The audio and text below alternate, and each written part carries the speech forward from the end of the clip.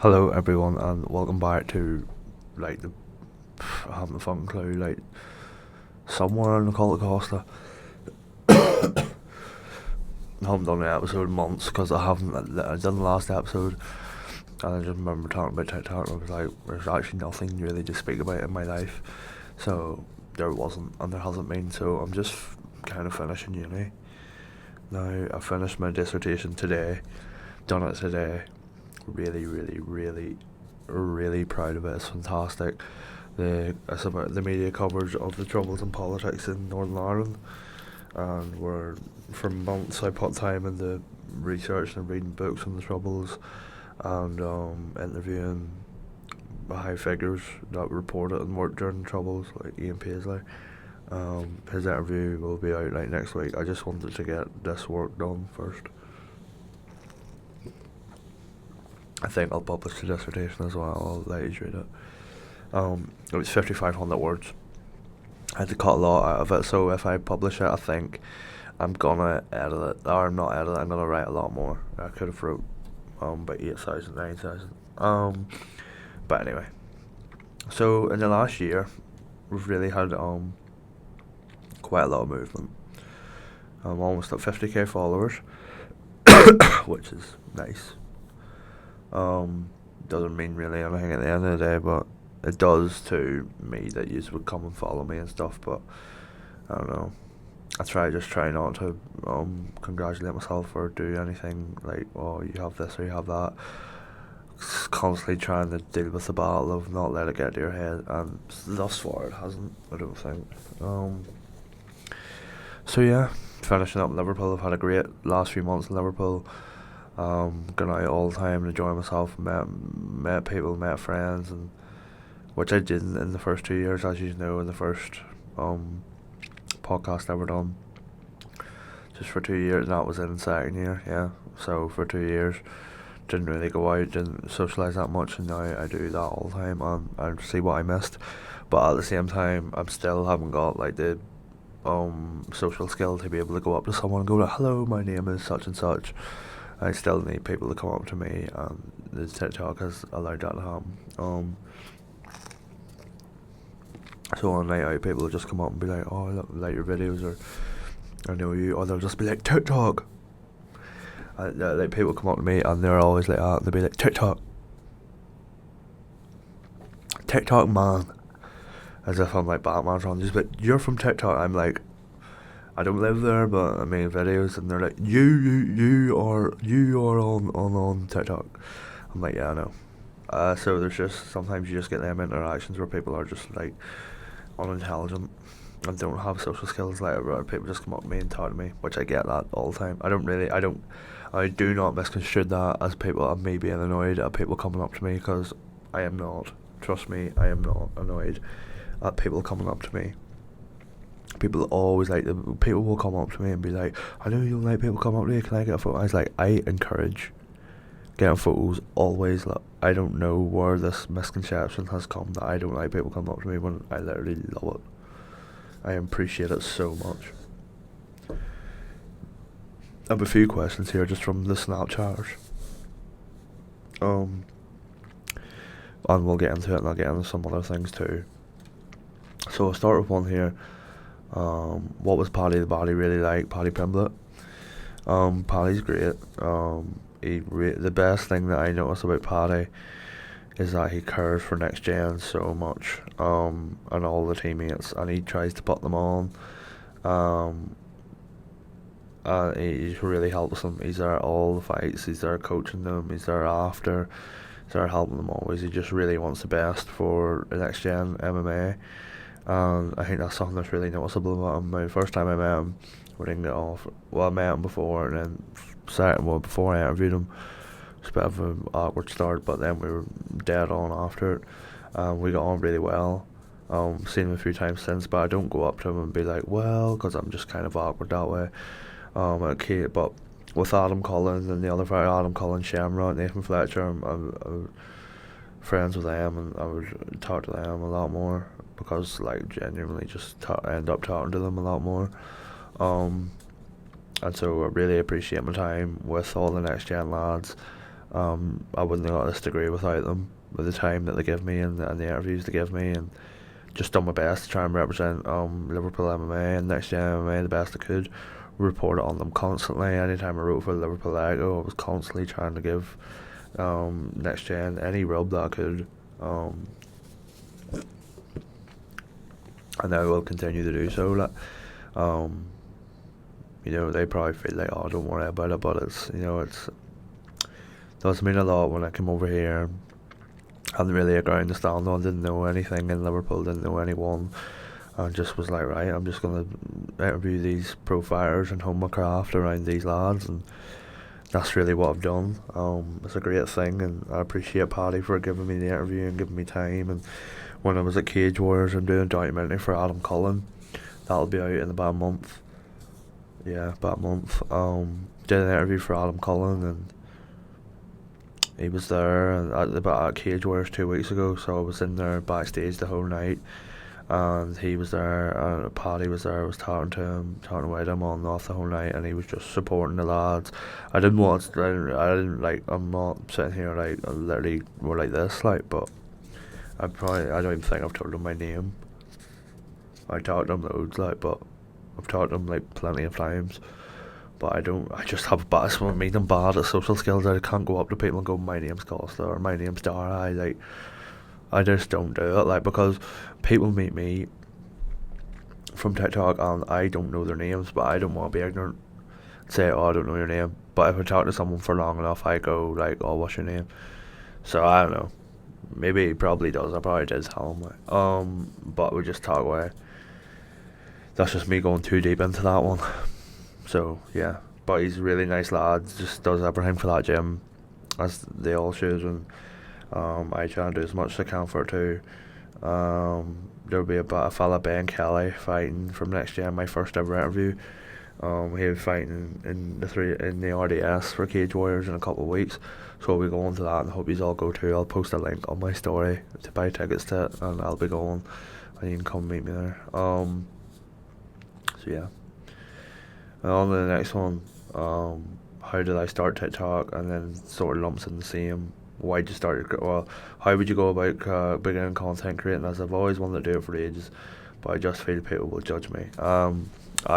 People will judge you. It doesn't really matter. People will judge you if you do anything, and it's really hard to answer this question, where people are like, "Fuck what people say," and like people are always gonna judge, and like all this, but they don't to the level that you think they do. That's one thing that I've always tried to get across. You'll worry less about how much people worry when you realise how little they do. It's on the street said that in the song, but they don't care. Like, people care so little about other people that like what you do is just like so fucking matter of fact. Doesn't matter that you can just do what you want, and people might be like, oh, that's fucking weird what he's doing or this or that, but they literally is in their head for half a second. Once you post like 4 videos or so, people will understand, oh, he's right, okay, he's doing TikTok, and then that's just it. Like, that's just it. Another thing I always get to, and I'll get back to the question, whenever people like meet me or talk to me or have an extended conversation, they're like, and they're being nice, obviously saying it, so I'm not judging it, but this is what I always say to them. They're always like, fucking don't worry about people slamming about you, don't worry about the fucking haters. Everyone in Ireland's so small minded and all this here. It's like, and don't fucking worry about the hate. I don't get hate. Like, I really don't. If you look at my comments and you think that I do get hate, I really don't. I get like 1 comment out of 100, and it's just like something fucking stupid, like, and it's like just not hate. So I don't get hate. Like, I think that the way I went about it is that I did come from a comedy aspect. It's just harder to be hateful to a comedian because they just don't take it serious. Like, I'm just making jokes all the time. Or people will get sick at the McDonald's videos or any of them videos. It's like I am turning up my personality to be funny there. Like, I'm annoyed about the McDonald's situation, obviously, like with things that they do to me. Like, but I just be louder to be funny because my accent's funny. And that's just it. People will get annoyed about literally anything. Like, I'm doing it that long too. I mean, maybe it's just like floats off the back of me. Maybe people would get affected by some comments that I get, but I tell you now, I get like such immense support that it literally is like one every 1,000 comments I get is hate, and it just doesn't matter that because the person that commented, like they're annoyed for like 5 seconds, and I'm annoyed for zero. Like, and then whenever I do get any hate comments, you'll just see me respond with like literally just threatening violence straight away. Like, somebody says anything to me, I'm like, you wouldn't be saying that if I literally just choked you out or left you there fucking foaming at the mouth flat. And then there's no response. There's nothing. Like, because I'm about that, and they're not. So you don't get the hate that you think you do. If you want to make content, now this is another thing. If you want to make content and you're thinking like, you have to accept that like you're not going to be that good off the whip, and then like you might think I was good at TikTok immediately because what happened with my TikTok started December 2022. I had been editing videos for years. I had been like making people laugh for years. It was just funny. It was already funny, and like you're just born with that type thing. That and then you just keep nurturing it, which I done. Just studied comedy and watched films all the time, and sort of knew how jokes came across on TV. So I was like, right, we'll try and put that in the internet. Also watched a lot of YouTube and at the time. So I just was good at editing videos. I was good at stuff like that. I was good at another thing that has always carried me really far. I'm really good at impressions. I'm good at accents, so I can do like loads of different accents. So that's a thing that was not a natural thing. Maybe it was a bit. I'm never bad at accents, but whenever like I want to do an accent, like a Scouse accent, I just keep fucking practicing it, lad. Like, I know I live in Liverpool, but I had a fucking teacher years ago, Mr. Brown St. Louis, and I just fucking straight swapped his fucking accent.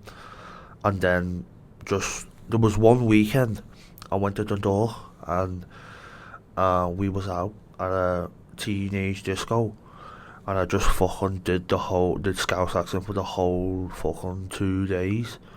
So I just did it, and I'm trying to make it lower at the minute to make it more Scouse, so I'm practicing it. But when I was younger, it was just fucking this. It was way higher, and maybe it's better when it's just higher. But that's what I did, and he called me Dar. My name's Dara, but he was just like Dar, and so I just did that fucking accent, lad, for years, and I'm just fucking good at it. So there's one that I'm fucking saying that, lad. When I first moved here, 2021, there was times where I did just use this accent and got away with it, because it, like, Scousers are gonna see this and be like, fucking wool, lad, fucking this, fucking that, but lad, it does fool the common fucking folk, and I know that it could be better. It could be better. See, there's just some words I can't say. Yeah, wee bits. You can hear my accent, but overall, like, the grand idea of me doing a Scouse accent is fucking sound. Is sound. I'm trying to make it deeper so it sounds more fucking Scouse, but it is hard. Like, this is the one I'm trying to do where it's just like, lad, fuck off, lad, cough. Like, canal, lad, what are you doing? But this what I mean. I was always good at accents, and I just fucking kept knocking them out, just fucking one after another. And you'll get it, lad. Just fucking keep at it, lad. Did an Australian accent. I completely forgotten the Australian accent. I used to do one in school, and I remember we had like a substitute teacher, and I remember doing the Australian accent. Like, she was Australian, and she was like, Dara? Oh no, come on, is it? I'm trying to get back in there. That was Scouse I just said there. So let me think about that. This Australian accent is like, the Australian accent's like this.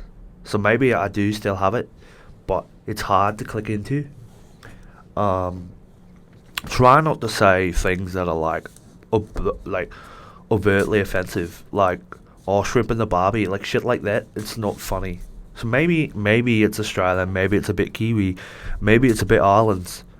But so I did that for a week straight because we had a Australian teacher, and I remember having like a friend, and she was like, "Shut the fuck up," and I was like, I'm just practicing." So I did get better at the accent. I think this is very Kiwi. This is Islander. This is a bit different from what I normally done. But listen, have not done this accent in 6 years. Because I just haven't had to. So this, I don't know what state it's really in. But yeah, so I done the Scouse one, I done the Australian one, whichever the fuck this is, I'm not too sure. I could always do an American accent. American accent's really easy. So but there's multiple different ones. There's like a New York way you go Italian, you say fuck you man, you slow yourself down a bit. You slow your words down a bit. I just got that from watching Godfather and Taxi Driver and just like shit like that. It's not really it's hard to kind of get the areas of America, but you can get the general one pretty fucking easy. But you just have to keep challenging yourself. You just have to be that weirdo sits and talks for days in an accent, and then eventually you get the fucking accent. You can fucking throw your fingers up, get the fuck out of here. You can do all that shit. But that's just practice. That's practice and belief that that you're gonna get an accent by the end of it. Oh, fuck! I nearly broke the whole fucking table. Fucking hey. But then there's Belfast accent. There's my accent, which is Kilkeel. This is Mourne accent. This is a Mourne Mountains accent. Not a Ballymena accent, not a Ballymoney, not a Portrush accent, not an Antrim accent. I'm not from Antrim. I'm from Down. Kilkeel, Newcastle, County Down. But then there's fucking Belfast. This is just shit. Like, it's the worst fucking accent ever. It's just like so fucking low. And I always meet people from Belfast when I'm out, and they're like, "Where are you from, Costa?" And I'm like, "Newcastle." They're like, "Oh my, I thought you were from fucking like Ballymena or fucking Ogden Wogga Wogga Wogga Woo, some fucking place I've never even heard of." Like, Costa, you're fucking header, mate. You're fucking header, mate. And I just fucking love your fucking videos, lad. Do you ever go out in Belfast, lad? Like, mate. See if you came out Belfast Wasby, it'd be fucking belter, lad. Like, mate, you have to fucking get yourself out here, like. And then did the influencer one, which was off Colin Gaddis. I just got inspired by him by that one. He used to do one Bestie McD, which was alright, bro. What's fucking crack, man? Like, this is absolutely sound. Everyone just thought that was giddy, but it wasn't really. Like, alright, bro. Let's get fucking litty here. Let's get fucking active. Let's just get on it. Let's just feel the vibe out. Let's just party, and let's just get a couple bitches together, and we'll just go from there. That was that one, which is I've heard tenfold. Then town culture's just here.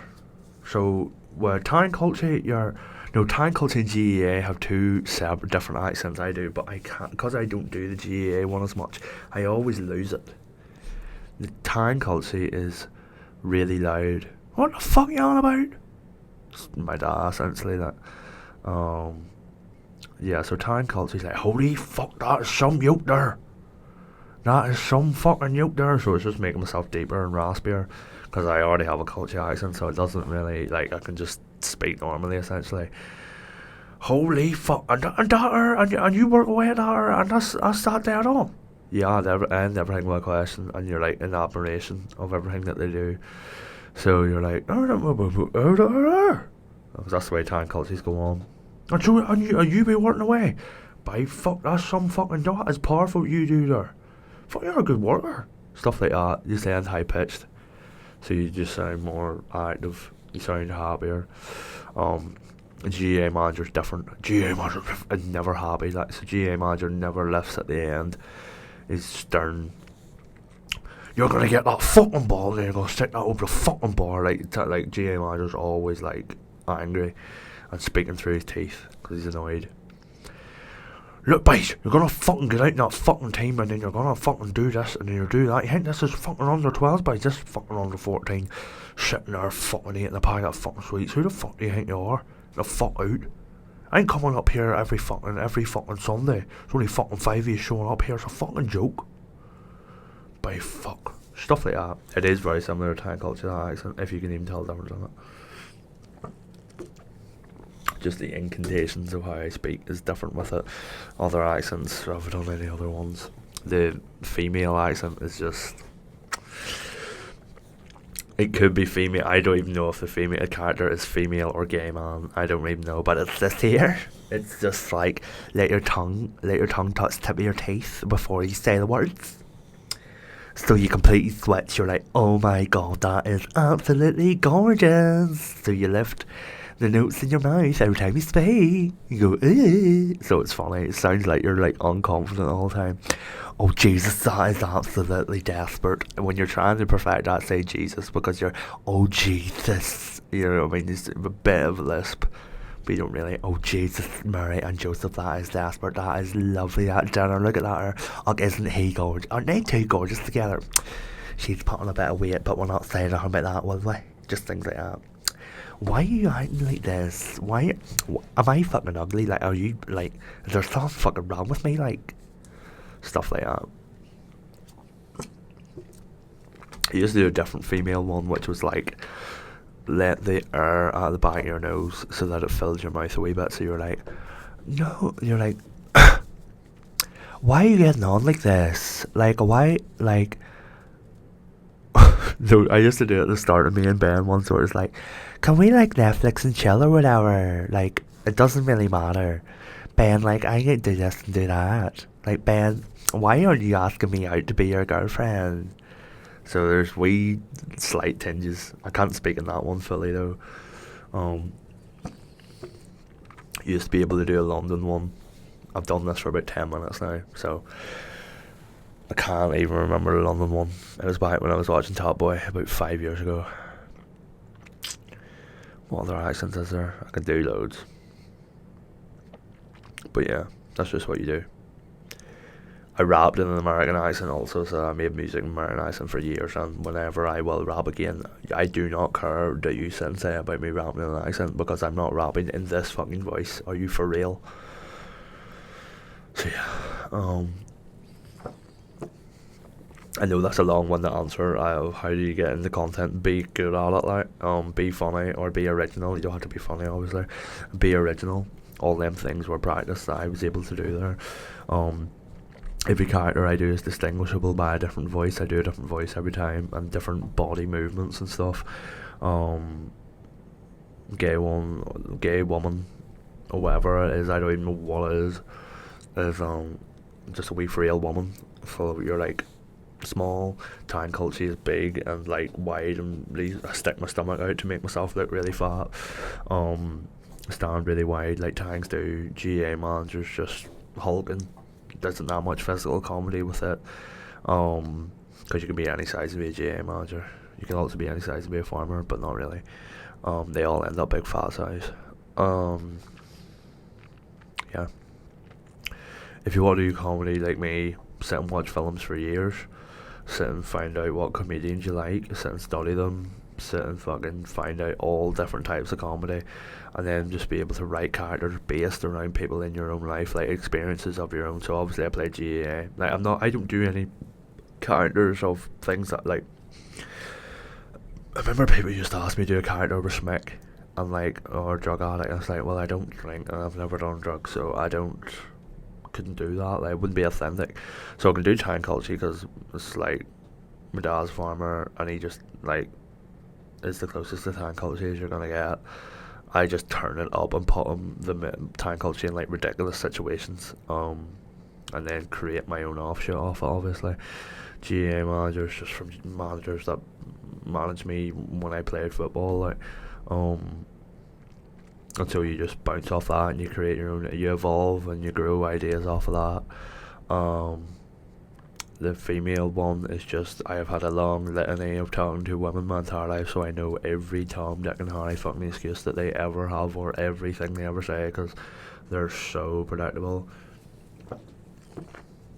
I just hate. I hate when girls. Well, this is the main reason I done that video about me eating the Chinese. Girls will take a photo of a fucking ice cream and justify it. Girls will take a photo of an ice cream or nugget or anything, a coffee. Girls take photos of an ice cream, a coffee, a bun, a biscuit, or fucking anything, and then justify to themselves that it's okay that they eat this. Like any of us actually give a fuck. Eat the fucking thing. Don't put up the photo and be like, I don't really need this, I'm really needing this. This is, oh my god, I'm gonna roll out of here, I'm a fat bastard. It's like, no, you're not. Just eat the fucking thing and maybe shut it up and maybe just enjoy the fucking thing for what it is. That's the reason I started doing that, because we hate when people do that. Me and my mates will share that. You know, another thing I hate when girls do, because it's like, oh my god, come up with your own joke maybe once in your life. Girls do this all the time. 2 drinks in their hand, can't text no man. Like, shut up. Shut the fuck up. Shut the fuck up. Like, shut up.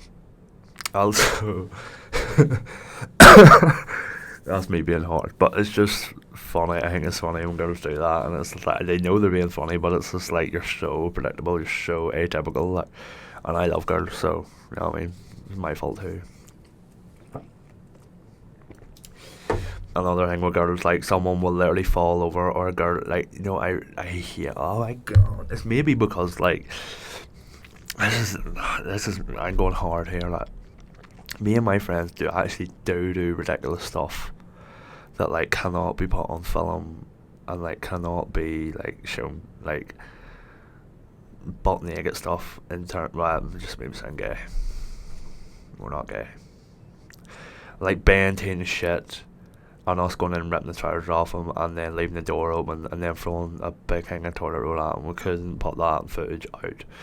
Stuff of, like, Ben on holidays, boys ripping the trousers off him and him loaded there, like, stuff like that. We just can't show it. Now, Bird and Pooh can't show the things, like, stuff like disgusting shit like, and then overtly saying stuff that just can't be shown, or referencing the time Ben was in jail or why he was in jail and things like that, like stuff like that. Just cannot do it. But then there's girls out there who will be like, if me and our friends had a podcast, we would be cancelled immediately. And it's just like, no, you wouldn't, because you're not that fucking interesting or edgy. All you will talk about is boys, okay? Boys and going out. You're like, well, I'm not wise. You can't take this fucking girl anywhere, swear to God. Like, that's the way they'll get on. And boys are like that too. They think they're so fucking edgy and so fucking out there when they're not. Do you, like, and then, like, I hate people doing this, and people all, like, I listened to Impala from when I was about 17, so that was 2017. Listening to Arctic Monkeys from when I was like 5, because my brother was really into them, okay? Arctic Monkeys to Impala are not niche, okay? I listen to them all the time, they're not fucking niche. Listening to rap music isn't niche either. It was niche a bit when I was making rap when I was like 15, but it was the biggest genre in America. It wasn't as big in the UK yet, but it wasn't niche. Always massive. And you'll see people be like, think they're different because they listen to Drake. It's like, are you for real, Williams? Like, people will be sharing Drake, girls will be sharing Drake stuff, being like, my man. It's just like everybody's man, because most listening artists in the world somehow. But that's it. Like, I don't listen to Drake, don't like him, not that big a fan of him, and that's it. But that's the way girls will get on. Boys get on like it too. Boys get on like that too. Think they're nation, think they're independent doing stuff, and then, like, literally can't even go to the cinema to watch a film. They just illegally stream it or watch it on Netflix. It's like, yeah, you're so creative. So yeah, to get back to the 20 minutes ago question, nobody cares if you post videos, whether they're shit or not. You'll get laughed at. If they're shit, if they're good, people will instantly see they're good. If you produced a video that was really high quality or did have some staying value, like the videos I done that popped me off, like they had something to them. You know what I mean? They had a joke, an actual funny joke, or a premise, or a narrative, or me acting in them, or doing something. They had something immediately. So there was never nothing out the gate where I was like, people were like, oh my god, he's a weirdo doing TikTok. They might have been like, oh, he's a weirdo rapping because they didn't like the rap music back when I was like 15, 16. That's alright. Didn't really get that much. People would be like, people used to try and criticise me wrestling, which annoyed me, which was like, people would come up to me, and I've had this fucking conversation millions and billions of times, like, but when I was wrestling, people would be like, when's the next WWE? People still do it. When's the next WWE event, Costa? And it's just like, oh, I'm not signed. WWE is a company, which I'm not signed to. Wrestling's the sport, WWE is a company. So, it doesn't make sense, that question. Stuff like that always annoyed me, or people would be like, you do the wrestling in the back garden, and it's just like, oh, it's the front garden. But like, that's a silly example. That didn't annoy me. There'd just be people who'd be like, shoot your foot up, that's the by fucking wrestles in the fucking back garden. It's just like, no, I wrestle once a year for charity. Like, I raise like £1,000 for or over for charity, and then do one day a year and promote it so that I would donate money to the hospice. It was that. It wasn't me going on some fucking everyone just come watch me go through tables. You know what I mean? Wasn't that. Like, I was doing something with it. Like, so people would try and break that down. It would annoy me, but there wasn't that many. Everyone who was actually at the wrestling understood what it was and loved it. It was like the best day ever. People who weren't at it would just hear rumours of it and just think that I was literally having a fight club or having house parties, and then ended up going through a table.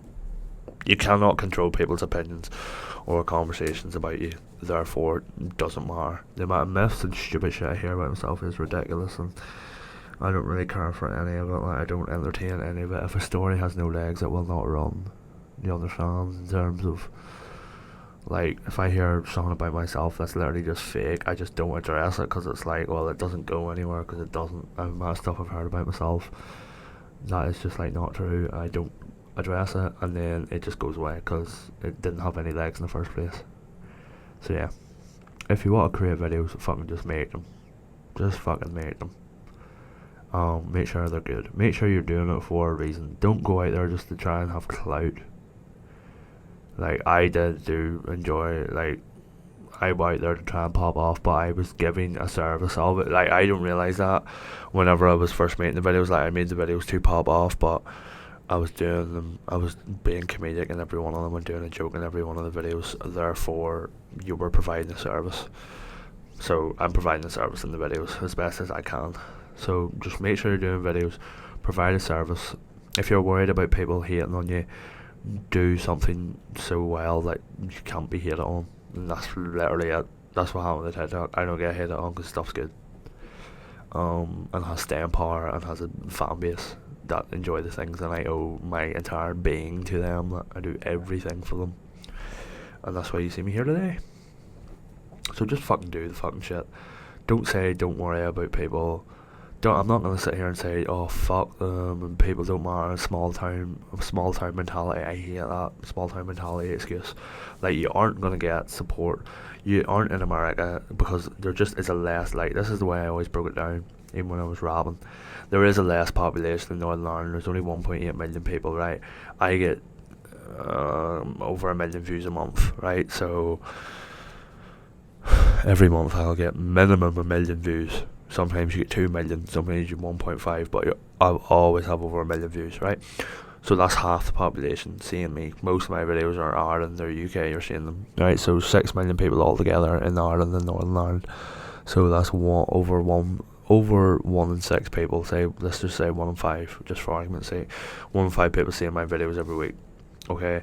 So you have to just, like, and then that's not even everyone in Ireland has TikTok. You know, old people don't have it. And then that's the audience. Like, if you were in America, I would have, compare that, like, 1 in 6 people. 1 in 6 people in Ireland is 1 million, or 1 in 5, say 1.5 million out of 6 million. I say that's we'll just say 1.5, right? If you're in America, the population's 300 million. 300 million divided by 5 is fucking like 50 something or 75. Look, something like that. I'm not going to get the calculator up. It's 50 million divided by 6. So let's just go back to the 1 6. Sorry for being a fucking long way around the bush here. Then you would have 50 to 75 million people seeing your videos a month. That's the difference. Okay, just think of it that way. That's not a small time mentality. That's just a victim of your own circumstance. That's just your circumstances. You can only deal with your backyard audience before you move on to anywhere else. So, you know, if you're in a fucking town of like 1,000 people, if you get 1,000 views on the video, just think your whole town's seeing it.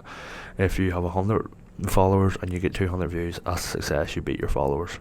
Do you know what I mean? It's like, just keep posting videos, just keep growing, but don't post shit. And if you're really shit at it, you know deep down you're shit at it. Okay? And take some time off and get good at it. Okay? Most people that are starting, that get good at content on TikTok are like fucking 30. Okay? I'm not. I'm 23. Started when I was 21. Or no, started when I was 22. But I have been making stuff, writing from when I was 11, being comedic from when I was like 15. Doing it for years. Okay, I'm still young. Like, that's just it. I'm still at it and I'm never going to stop because I'm addicted to it. So anyway, I'll move on to the next question. Why'd you start your career? I'll do this very short. Always wanted to be creative. I've always been creative. I'm the best at it. I can't do anything else. Don't have manual labour in me. And that's not an excuse. People that have manual labour, a lot of them don't have creative in them. I have creative in me, and that's my gift from God. Other people have different gifts. And people can play football. I wish if I would a lot of the time I would give up whatever talents I have to be able to be really good at football, and that's just it. Do you know what I mean?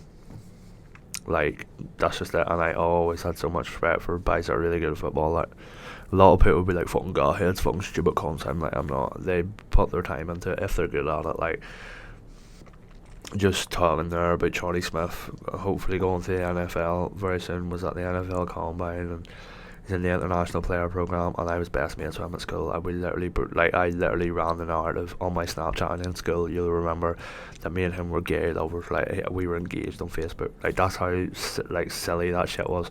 And like, I remember with Charlie Smith when we first went, like, I started at St Commons and we got the bus together and just became good friends.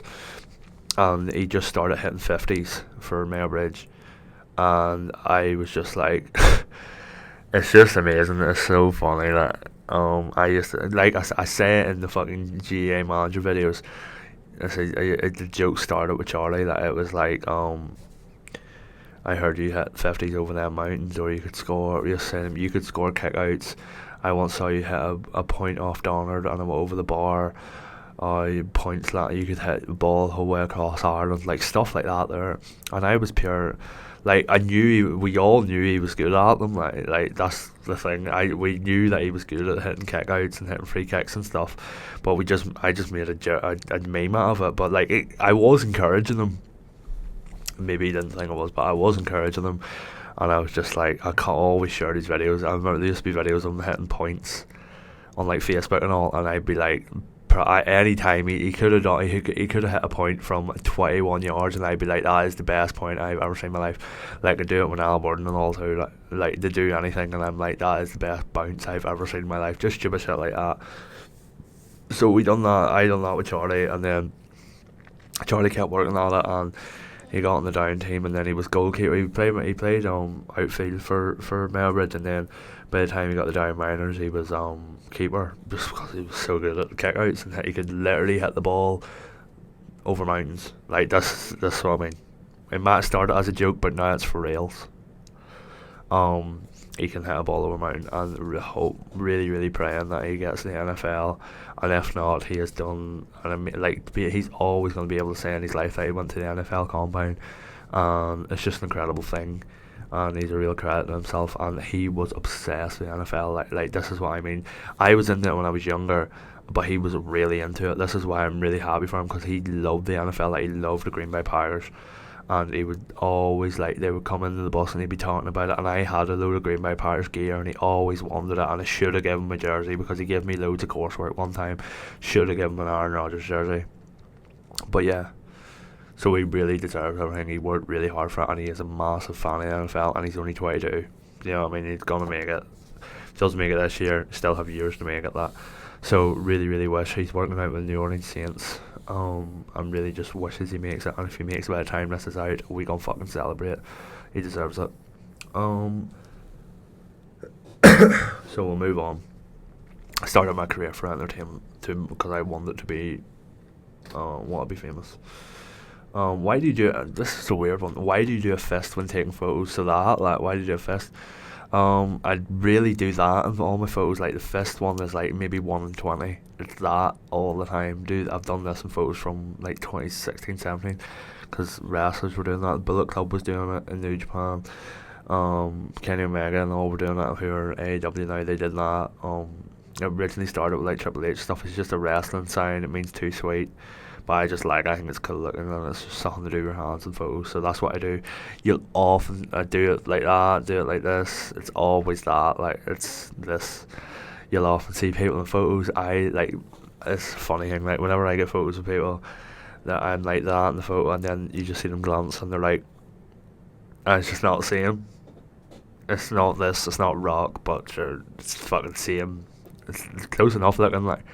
So it's that, make your fingers kiss, that's what you say, make your fingers kiss, and do that. So that's what I do in photos. The fist is like just because I'm a wrestler deep down at heart, because I've fought before, because I'm an MMA journalist, because I'm a martial artist, because I can fucking do whatever I want. Don't really do that. I used to do that whenever I'm meeting a celebrity. I'll do that because, like, look who the fuck I'm with, and like all credit too. But the fist one, I don't really do it that much. It's just literally just to be like fire, literally. That's why I'm doing it, because fires do it. Luke Riley done it in the photo with me, and I was like, I'm gonna start doing it. It looks nice. How veiny my hands are today. The hands look cool today. Once your dissertation is finished, will we be able to read it? I'm genuinely interested in the topic. I think I talked about this at the top of the podcast. Yeah, I'm gonna put it out, but I'm gonna write a few thousand more words before I officially release it. It's up for marking now. I have to wait till it's marked first, and then I can release it. What do you call your fans? What do you call your fans? Wankers. Usually wankers. Annoying bastards. Dicks. Children. Stupid bastards. Tangs. Tang beasts. Fat sows. 18 stone base, arseholes. Is there someone behind me? Nope, I'm just imagining things. Yep. I don't really say my fans, I say my friends. I don't have any word for them. Usually they're stupid fucking bastards who watch my videos, fucking arseholes reporting me, fucking this and that. I don't really have a term for them. I just say people that know me, or people that watch my videos, or my followers. I didn't say that either. I don't know. I say cult. I did. That was what I originally said like a year ago, was cult. And I just kind of forgot about it. Like, but when I'm like properly addressing, it's cult. See, there is someone walking past and forth there. I thought they were knocking the door. The door's locked though. Okay.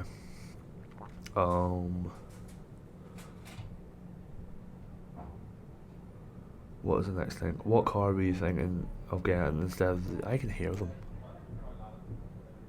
Why is this mic picking people up in the room beside me? Anyway, what car were you thinking of getting instead of the D-Turbo? None. D-Turbo, my first car.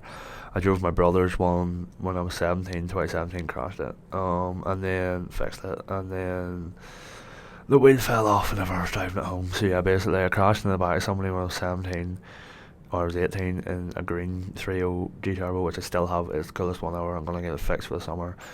And then I didn't drive for like 2 years out of scaredness, and I got surgery on my back as well when I was 19. Couldn't really do anything for about 8 months, and then my brother got a straight D like a week. I was after. Yeah, in 2020 or I'd learned to drive in a Peugeot 406, which is a longer version, like a sedan version of a 306. If people don't know, it's just a longer version. And then I got driving the D turbo, the lime green D turbo, and then you'll see it sometimes at my house if putting up photos. I think it sits at my house, and then wasn't driving for 2 years.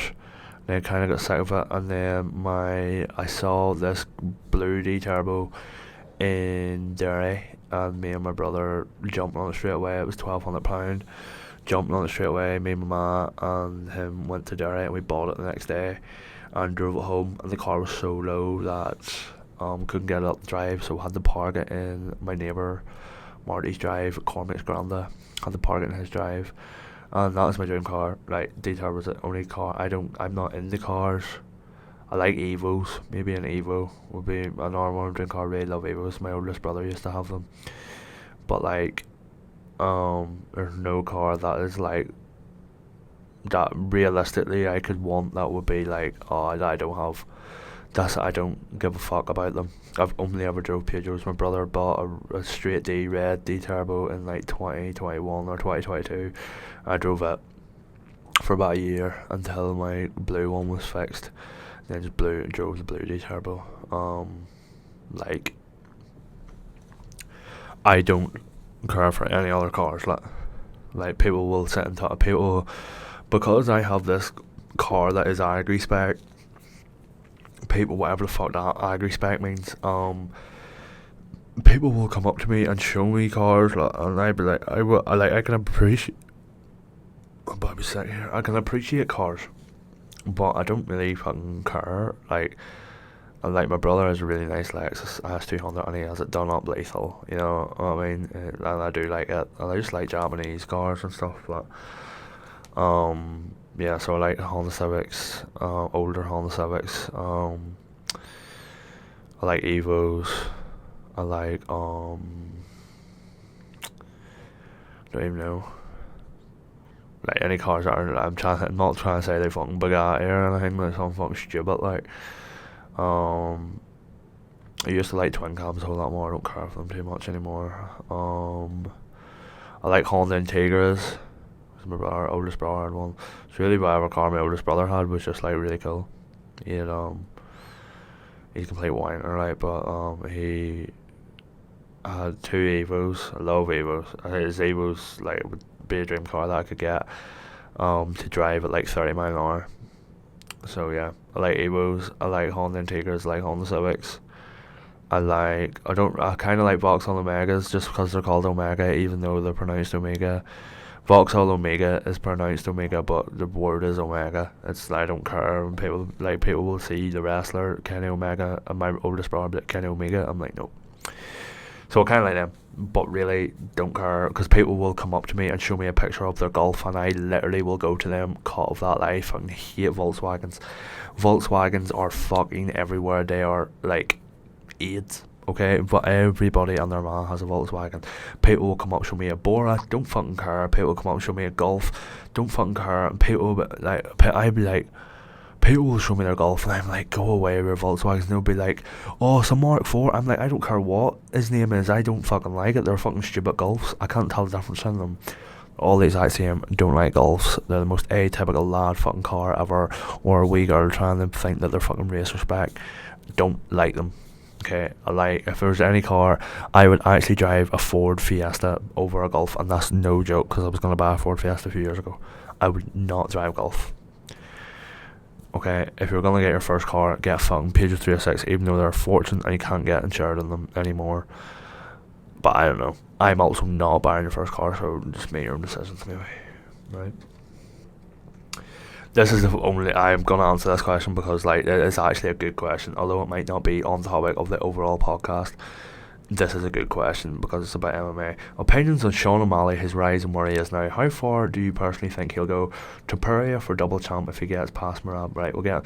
I like Sean O'Malley. I don't hate any MMA fighters. Ever since I became an MMA journalist a few years ago, I do not let that like bias get into me. I do not hate any fighters. I respect them all immensely.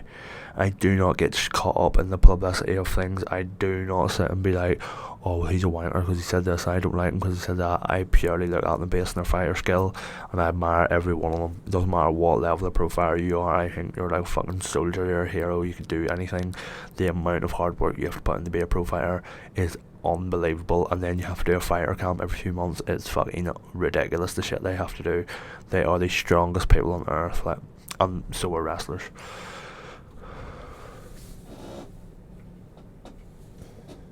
I don't know how that's going to show up in the camera, but I've got 20% battery, man. Right. So, how far do you think you go? Well, O'Malley, yeah. O'Malley, I've been there for all of his rides. I remember he was in Joe Rogan in like 2017 or 18, and that's when I first got introduced to him. I think he's really good. Obviously, the Pure Yan shit was pretty close, but sure, you just have to move past it. He's made the best. I didn't think he would beat Aljamain. The thing is that I've come to see with strikers in MMA is that they don't get touched. They're so good at counter strike, and they're so good at at their footwork and distance control that they don't get touched. And that's the main thing with Sean O'Malley. Barely get touched by Chito Vera. But didn't get really touched that much by Aljamain, and then he knocked him out.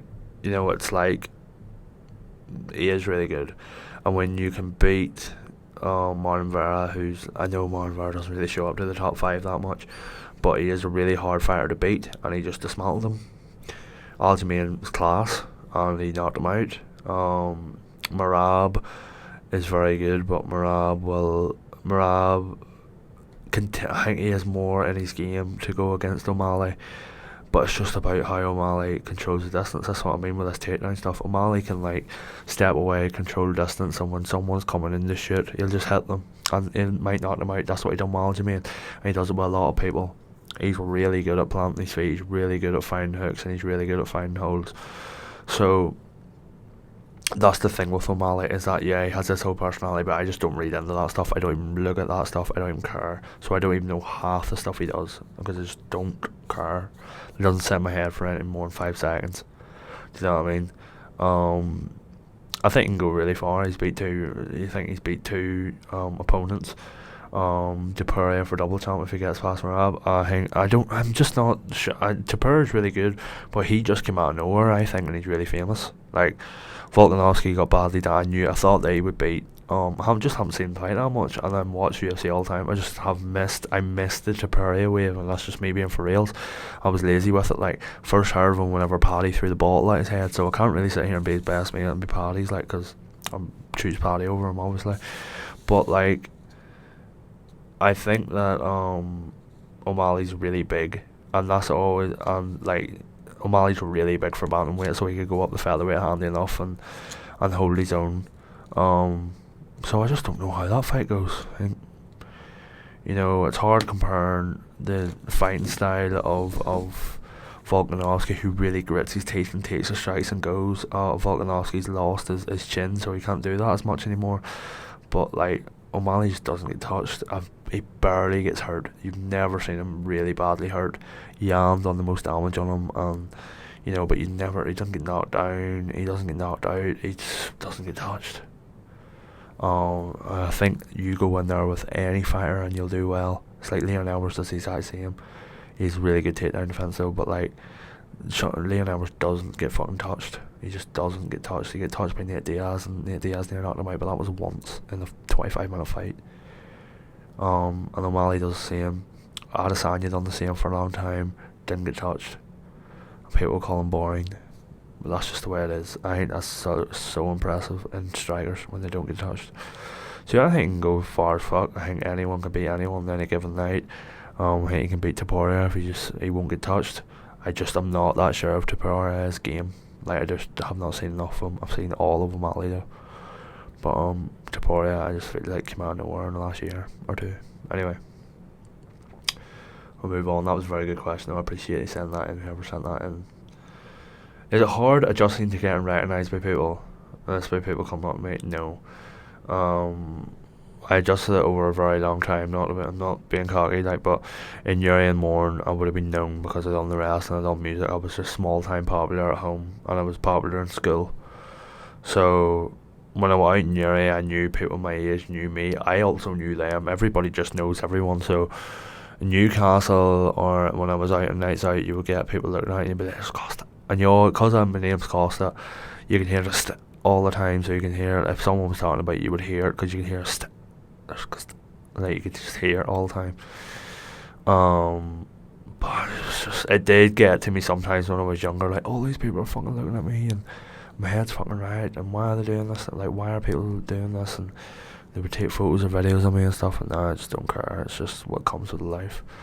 I enjoy it. I love people coming up to me. I don't appreciate so much people just sneak videoing me all the time. I always catch people doing that. I will always catch people on nights out just like of me, and I literally just go like that. I will catch them all the time. They shit themselves, or I'll just throw the finger up to the vid, shit like that. But that's just life. It doesn't really matter. But people come up to me, recognise me. They say a nice message to me. I love your videos, I love this, I love that, and how you getting on, and what are you doing with this, and what are you doing with that, and what did you think behind that video, and how did you come up with this. I enjoy it. It's all people being supportive and being really nice, and give me happiness and more social skills. So they've changed my life. Like, all the people watching this, and if you watch this now, you've immensely changed my life for the future, and I just love yous. And you know, it does mean the world to me. People come up to me for photos, and I'm happy. It's just not a hard thing to get recognized. Like, it's not a hard thing to get used to. For me, just because I enjoy it, because people are nice to me. I don't get any abuse. I never did. That's it. It's just nice. Are you actually a tang or fake one? There's no such thing as a real tang. That was the whole point of tang culture, was to expose people who dress in that type of garb, in the brown boots and the jeans and the body warmer and check shirt, and go on like that and sit and just talk about work 24/7. Because now people who actually dress like that and talk like that don't even farm. People who actually farm are just normal existing people who dress in like clothes I'm wearing. Maybe not the Kansas City jersey, but you know what I mean. You know what I mean? All farmers I know, right? Maybe one or two or actually like dress up in the brown boots and the work gear and all. But like, you'll see people on nights out and all in Quins, and they'll be in like full fucking reflective gear, and just be like, lad, we went to your face for a shite, seriously. There's people in Ireland that will go out in the full reflective gear, in the full Snickers trousers, in the full jumper, their face covered in dirt, their nails caked in dirt, and it's just like, lad, go for a shower. Like, women are not impressed by you. No one is impressed by you. You just look smelly. Like you're trying to tell me you didn't have time to wash your hands, or it takes you 20 seconds to get changed. Like, you're telling me you did not have that time before you decided to come to the fucking bar or club. You're seriously in steel-toe boots and Snickers trousers and jumper and covered in dirt. Like, and then they come up to me and they shake my hand, and it's like literally as if I fisted somebody. It's that covered in shite. It's like, you are the oiliest person ever. Like, who do you think you are? You know what I mean? Like, just go home, get a shower, just go to bed, or maybe take a long hard look at yourself. So yeah, there's no such thing as a real tang. And if anybody calls themselves a tang, they're not a tang. Okay? And to answer the question, I'm not a fake tang because I never said I was one. I'm an actor. But my dad's a farmer, I farm, I feed cows, I work on a farm. So yeah. Been in farming life my whole life, although I haven't done it my whole life because I was lazy, / didn't like it, / it's not my passion. I do like it, but it's not my passion. My passion is making videos and entertaining people like this right now. This is my passion. And we're near an hour here. This is a really good podcast. I'm enjoying this, so I'm going to keep going because I'm going home to Ireland tomorrow, so I have to make the most out of my time that I can when I'm still here. The plans for tang culture. Moving forward. I am going to write tang culture into a TV series. That's the plan. I'm not doing that many more tang culture skits. We're going to do ones at the weekend in Portrush, but I am not going to I'm not going to do them every week like I did before. I am going to write him for TV, so now that I'm done uni I can do this. Instead of 2-minute skits or 1-minute skits, I'm going to write overall episodes, mockumentary style, like The Office, Hardy Bucks, Borat, Bruno type style of stuff for tang culture. I'm gonna write ideas and jokes, concepts for TV, and gonna film it. I'm gonna edit it. If it gets picked up by a TV production crew, then brilliant. If it gets picked up, for development, against the development deal, brilliant. Hopefully get some funding towards camera, towards mics. If not, I'll just work and buy them myself, because you have to do stuff yourself. So yeah, that's the plan. I'm really, really excited for it. When I started TikTok, all I ever wanted was a TV show. Rather, it was a reality one of just following us guys about, or I created a character that was good enough to get a TV show. I believe that Hang Culture is fleshed out enough and interesting and unique enough to be able to carry his own TV show. And so, if it doesn't get picked up by a TV, then I'll just put it on YouTube and I'll still make them.